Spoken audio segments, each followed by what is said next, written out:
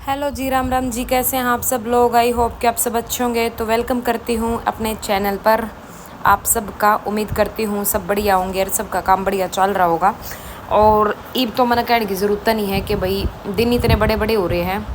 मैंने तो खैर लागते ना, बाकी कवा है मम्मी तनु कही जाओ है कि पूरे इतने बड़े बड़े दिन वाले टाइम में पास ना होता। बट मैं तनु सोचे जाऊँ और बड़े दिन होने चाहिए। जब हम काम करें ना तो यही चीज़ सोचते रहे कि और बड़े दिन होने चाहिए। हमारा काम ही मतलब हमारा काम ख़त्म ना होता, दिन ख़त्म हो जा है। तो ये वो शाम का टाइम है 6 साढ़े 6 बजे का आसपास का।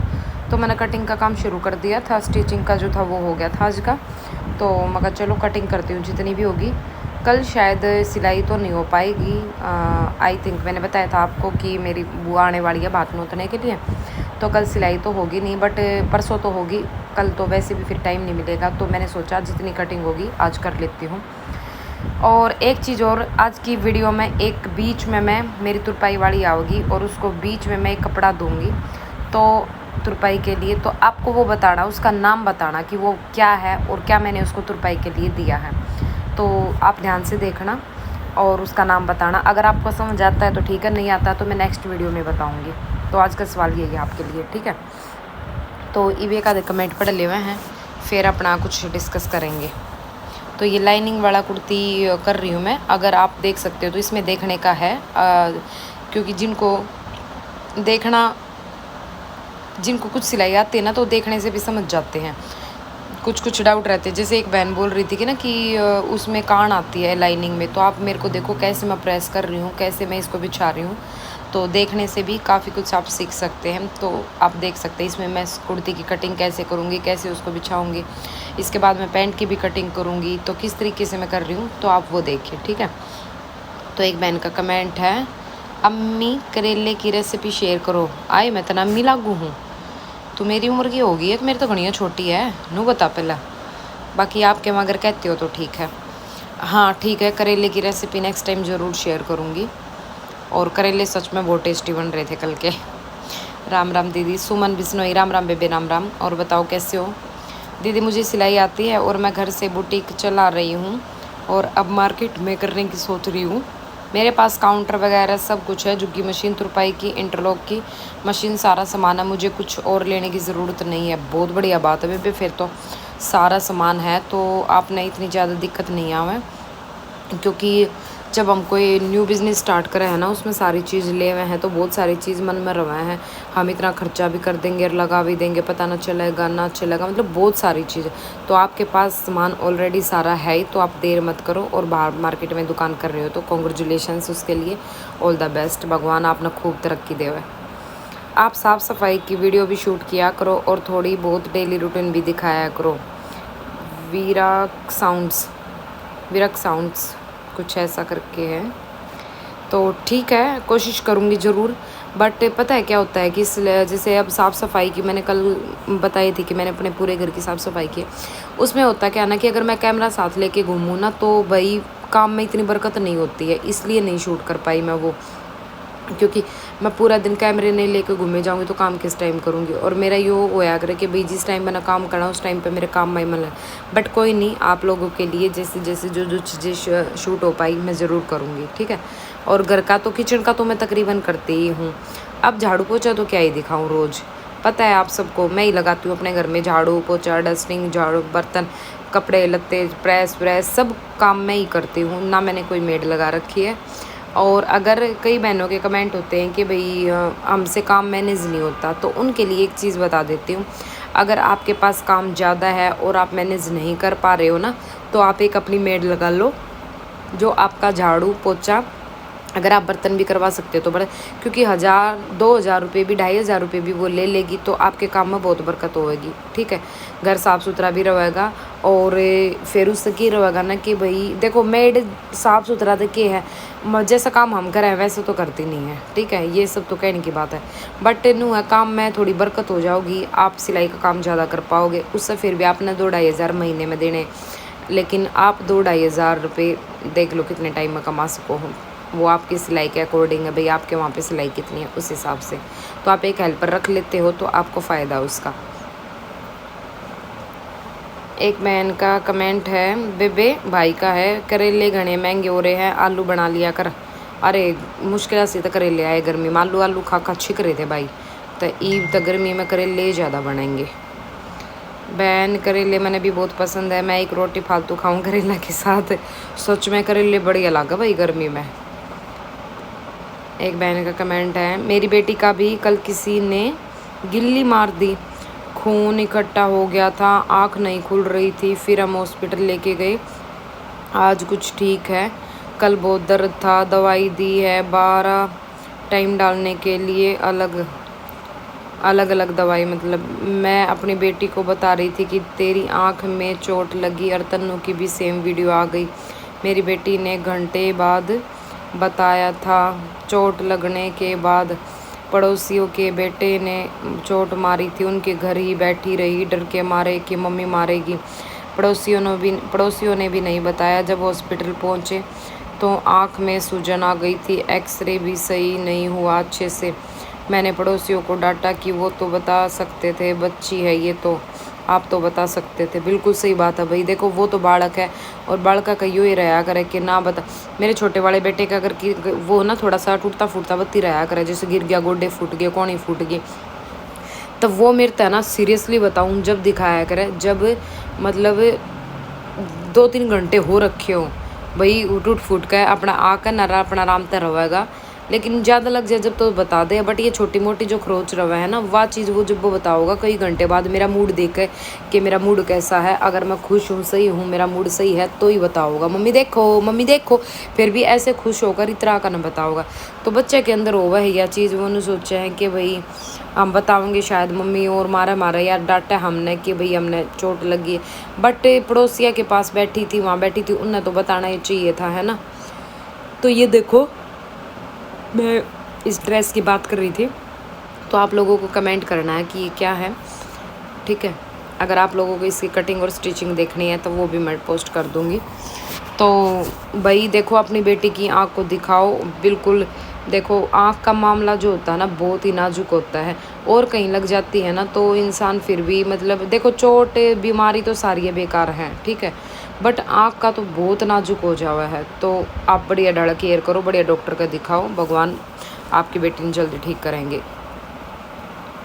एक बेबे का कमेंट है, जय श्री श्याम दीदी जी, आप बहुत हार्ड वर्किंग वूमेन हो, थैंक यू बहन, खाटूवाड़े की भगत। दीदी मैंने एक प्लाजो का सूट बनाया, सिर्फ कुर्ते में लाइनिंग लगाई, और लाइनिंग मेरी है, प्राइस 550 लिए, क्या सही लिया ये प्राइस? हाँ सही है, मैं 600 लेती हूँ अगर यहाँ पे, बट आपने 550 लिया है। अगर आपके एरिए में इतना ही लेते हैं तो ठीक है, नहीं तो मैं यहाँ पे 600 लेती हूँ अपने यहाँ पे। हाफ़ लाइनिंग का सूट बोलते हैं इसको, जब कुर्ते में लाइनिंग लगाते हैं तो उसको हाफ़ लाइनिंग बोलते हैं। तो हाफ़ लाइनिंग के 600 लेती हूँ। दीदी मैंने आपके दोनों चैनल सब्सक्राइब कर रखे हैं और मैं हर रोज़ आपकी वीडियो देखती हूँ, थैंक यू यश करब, थैंक यू। जय श्री श्याम दीदी जी, एल शेप का स्केल कपड़े की कान निकालने में यूज़ होता है दीदी जी? हाँ जी बिल्कुल सही बताया आपने, एल शेप का जो स्केल होता है वो कपड़े की कान निकालने में यूज़ होता है, कई सूटों में कान आ जाती है। अगर आपके पास नहीं है और आपको दिक्कत होती है तो आप वो ख़रीद सकते हैं। दीदी आज इतनी लेट कैसे, सुबह से वेट कर रहे हैं? हाँ 2 दिन से वीडियो लेट हो रही थी, क्योंकि मैं तो अपने टाइम पे पोस्ट कर देती हूँ, लेकिन होता क्या है ना कि मेरे वाईफाई में कुछ दिक्कत आ जाती है, और वो सुबह उसी टाइम पे उसको बोलना होता है, पता नहीं रेंज कम हो जाती क्या होता है, तो उस चक्कर में मैं तो पोस्ट कर देती हूँ, लेकिन वो अपलोड होने में 12-1 बज जाता है। तो मैं खुद परेशान थी इस चीज़ से। आज तो टाइम से डल गया था, तो 2 दिन नहीं डला था टाइम से व्लॉग। राम राम तन्नू बहन, मेरी भी एक बुटीक है, एक कस्टमर की प्रॉब्लम सलवार में आती है, सलवार मोरी के ऊपर गिरती है और लंबी सही है, लेंथ कम करें तो पीछे से उठती है। हाँ देखो, इसकी मैंने एक वीडियो बनाई है, जो हमारा पार्ट होता है ना, पार्ट को ऊपर से 1-1.25 इंच आप तिरछा थोड़ा सा काट दो उसको डाउन करके, ठीक है।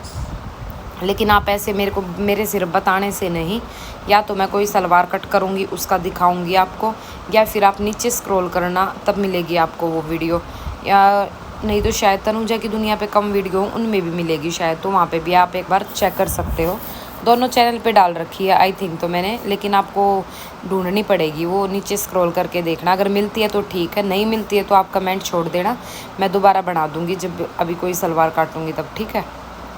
कमेंट करने से मुझे ध्यान रह जाएगा। दी नेपाल में तो इलाज होता है आँखों का। अच्छा मंजू जी, ओके। दीदी मैं पूरा सूट अच्छे से सिल लेती हूँ, लेकिन जब मुड्ढे की गोलाई लेना होता है तो वहाँ बड़ा कन्फ्यूज़न रहता है, कितने इंच पर लूँ मैं? अपना फ्रंट का 1 इंच, बैक का 1.5 इंच लेती हूँ, अच्छा सिल जाता है, लेकिन जो हैवी साइज़ की लेडीज आ जाओ सिलवान तो बड़ा डर सा रहता है, कितनी गोलाई दूँ? प्लीज़ इस पर एक प्रॉपर वीडियो बनाओ। ठीक है, हैवी साइज़ की भी बना दूँगी, कोई दिक्कत नहीं। वैसे तो मैंने शायद बना रखी है, आप नीचे स्क्रॉल करेंगे तो, बट कोई नहीं, और बना दूँगी, क्योंकि सूट सारे तरह के आते रहते हैं, सारे साइज आते हैं, तो इसकी भी बना दूँगी। माई ब्लेस्ड वर्ल्ड, हेलो दी, कैसे हो? मैं अच्छी हूँ, आप बताओ कैसी हो बहन? मैं आज बहुत दिनों के बाद वीडियो देख रही हूँ आपकी दी। पहले मेरे पास बहुत कस्टमर आते थे, फिर मैंने अपना घर शिफ्ट कर लिया था और अब यहाँ नई जगह है तो कोई ज़्यादा कस्टमर नहीं आते। प्लीज़ मुझे बताओ अब क्या करूँ, मैं कैसे करूँ? हाँ देखो, नई जगह होती है ना, तब स्टार्टिंग में किसी को पता नहीं होता, तो ये तो एक ऑटोमेटिकली अपने आप ही समझने वाली बात है ना। बट अभी आपको करना क्या ना, जहाँ पे भी आप रह रहे हो वहाँ पे थोड़ा सा बोल चाल रखो। जैसे कोई बाहर निकलता है, आप जाते हो तो हाय हेलो तक का रखो भाई। जैसे थोड़ा बहुत फ्रैंक भी होगे, फ़ोन नंबर एक दूसरे के साथ एक्सचेंज करो, ताकि व्हाट्सअप स्टेटस पे आपके वो लग सके। व्हाट्सअप स्टेटस पे जब आप नंबर लगाओगे, नंबर लोगे और सिलाई करते हुए या डिज़ाइन डालते हुए आप करोगे तो उनको पता चलेगा। अगर आप किसी सोसाइटी में हैं, बाहर गार्ड बैठता है, गार्ड से बात करो, या आसपास जो मेड होती है ना, काम वाली जो घरों में आती है, उनसे बात करो कि भाई मैं ऐसे ऐसे सिलाई करती हूँ, अगर कोई पूछे तो बताना। अपने काम का प्रमोशन करने में कोई शर्म नहीं है, हर कोई करता है। बड़े बड़े जो बिजनेसमैन ना वो भी करते हैं, पैसे दे के भी प्रमोशन करवाते हैं। आजकल आप ये सोशल मीडिया पे ही देख लो, कितना प्रमोशन करवाती है दुनिया। तो अपने काम का प्रमोशन करना कोई गलत बात नहीं है, अपना बताओ भाई। और अगर बोर्ड लगा सकते हो तो आप बोर्ड भी लगा लो, ताकि वहाँ पे आपका पता चले। अपने बुटीक का कोई एक नाम रख लो और फ़ोन नंबर लिखो उस बोर्ड पे अपना, तो आप बोर्ड लगाओगे तो भी आपके कस्टमर ज़रूर गेन होंगे, ठीक है। और स्टार्टिंग में थोड़ा होता है तो टेंशन मत लो। यहाँ पे भी जैसे वहाँ पे काम अच्छा चल गया था स्टार्टिंग में, तो वहाँ पे भी नहीं चला होगा ना, तो यहाँ पे भी चल जाएगा, कोई दिक्कत वाली बात नहीं है। भगवान पे भरोसा रखो और मेहनत करते रहो।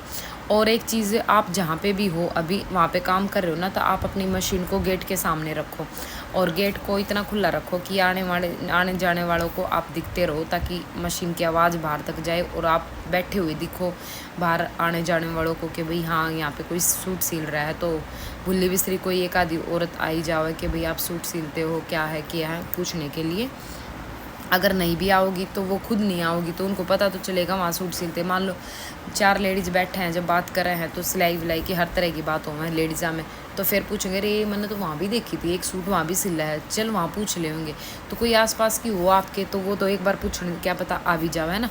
तो इस तरीके से आपका काम बढ़ सका है, आप अपने काम का प्रचार कर सको हो। तो मेहनत करो, मेहनत करोगे तो ज़रूर रंग लाओगी।